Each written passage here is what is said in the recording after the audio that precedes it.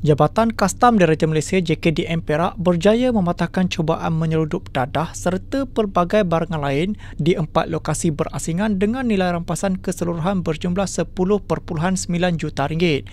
Pengarah Kastam Perak Muhammad Nazri Arifin berkata, pada 5 Jun lepas pihaknya menemukan 8 bungkusan plastik mengandungi tumbuhan kering disyaki dadah jenis ganja dengan anggaran berat 9.8 kg di sebuah perkhidmatan kurir di Petaling Jaya, Selangor pada 2.45 petang. Muhammad Nazri berkata pihaknya masih menyiasat kes berkenaan di bawah Seksyen 39B Akta Dadah Berbahaya 1952. Di lokasi seterusnya, katanya JKDM Perak merampas 55,320 unit peranti rokok elektronik mengandungi cecair, pelbagai jenama dan 706 keping jubin marmar yang diseludup dianggarkan bernilai 1.5 juta ringgit termasuk cukai di dalam sebuah kontena di Pelabuhan Kelang, Selangor pada 4 Jun.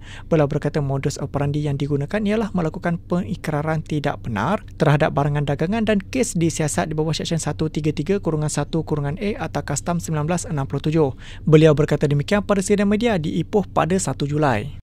Bagi kes pertama, pada 5 Jun 2025, lebih kurang jam 2.45 petang, sepasukan anggota dari unit narkotik JKDM Perak bersama pegawai cawangan narkotik Ibu Pejabat dan dibantu oleh pegawai-pegawai daripada bahagian penguasaan Ipoh telah membuat pemeriksaan ke atas bungkusan parcel yang disyaki mengandungi dadah berbahaya di Petaling Jaya, Selangor. Hasil pemeriksaan yang dilakukan oleh pasukan telah berjaya menemui 8 bungkusan plastik yang mengandungi tumbuhan kering yang disyaki dadah jenis bunga ganja. Anggaran berat kasar tumbuhan kering tersebut berjumlah 9,858 gram. Nilai pasaran bagi dadah tersebut dijangka bernilai sekitar RM996,084. Kes masih dalam siasatan pihak JKDM Perak. Mod operandi bagi kes ini, penyeludupan dadah ini telah dibuat melalui kurir yang untuk dieksport ke luar negara.